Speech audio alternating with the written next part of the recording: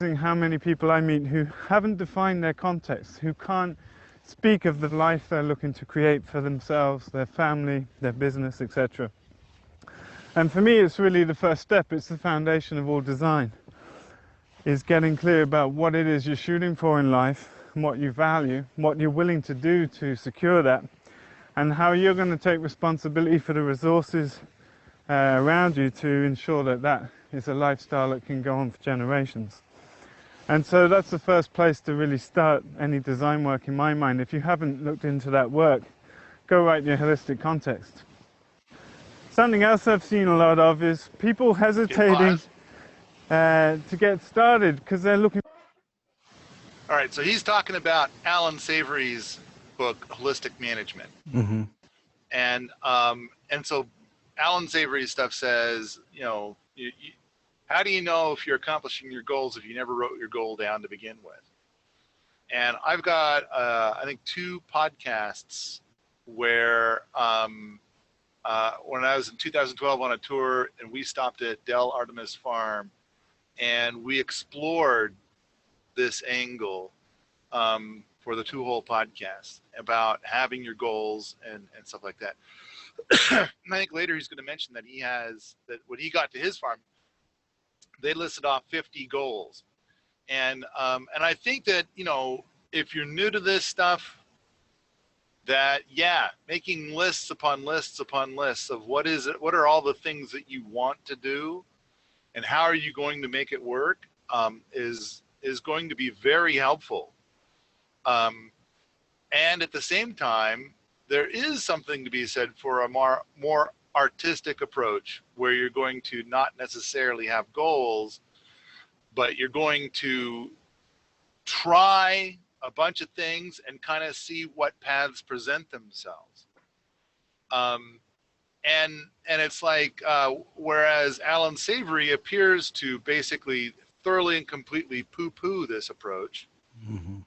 I'm going to say that it's like not the most common approach, not the most monetarily effective approach, but I want to embrace it as a path, because a lot of times you get to a site and you're trying to like do something on the site that the site doesn't like, or that the culture of the area doesn't go for really well, or whatever.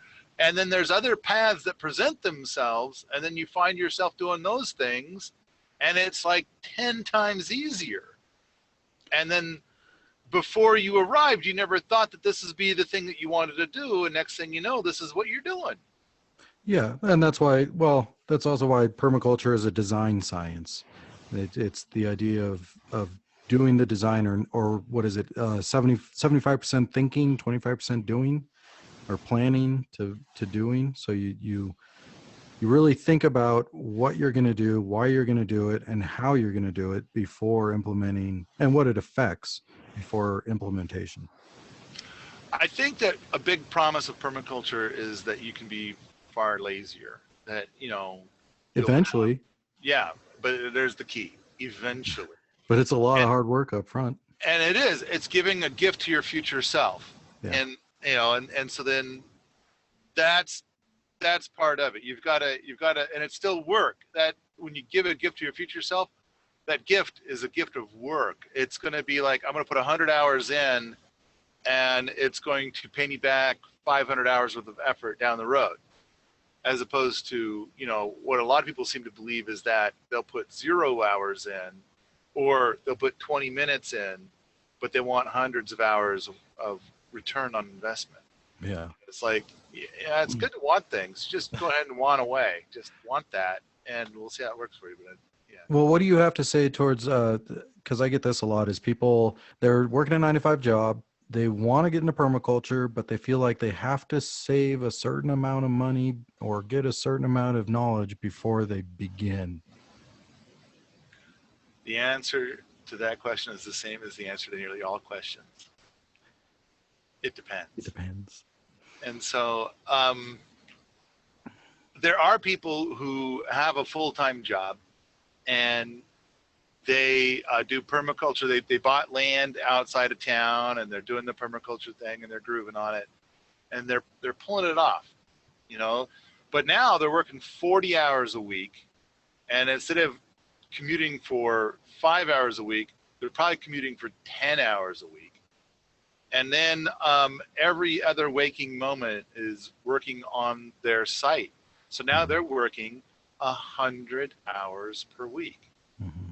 And then it kind of seems like a lot of people get to a piece of land, and if they got there in such a way that they don't have to work anymore, then it's like they sleep in every day until 11 or later, and then they finally get around to doing something around 2 in the afternoon, and after half an hour they're like, oh, now I'm tired. Yeah. You know, and so they put in a full half an hour a day most days of the week. And they're kind of like, man, I've been working on this for 2 weeks and I've hardly gotten anything done. This stuff sucks. Get some animals. That'll change real quick. Well, you know, do you really want those people to have animals? No, but either those people's animals are going to die or they're going to have to change their ways real quick.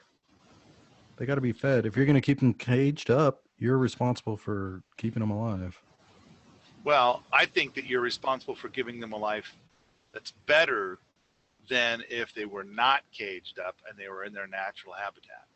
So chickens would be in the jungle. Mm-hmm. And so if you're putting them in a cage away from the jungle, then you've got to give them, it's like you have the responsibility to give them a better life than if they were in the wild. Yeah. It's just my thinking. I mean, I can nitpick that a little bit, but I don't need to. The only thing I was going to say is the chickens in the jungle look a lot different than our chickens. Well, I think you can pamper a chicken pretty damn good here in Montana.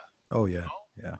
Yeah. And so then the thing is it's like, okay, so this is where I kind of get into my chicken article and how I'm kind of like, here's what I don't like about the chicken tractor, because basically these chickens are, you know, in a teeny tiny cage all day long, and so then, you know, and then what they really want to do is eat bugs, but they can't, you know, it's rare that a bug ever finds its way there, and then in a very short period of time they're standing around in their own shit.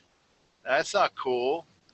Yeah, if you're yeah, I get what you're saying. I mean, most people that are doing chicken tractors are doing it for large scale meat production kind of stuff, where they're not caring about that as much, or about the life of the chicken as much, unfortunately. But all right, well, there's a lot to be said in that space. I think we should do a whole episode on that, because you had a great article and I've read it and I've listened to the podcast on chickens, and I agree with a lot of what you have to say from different angles. But let's continue the video. Yeah.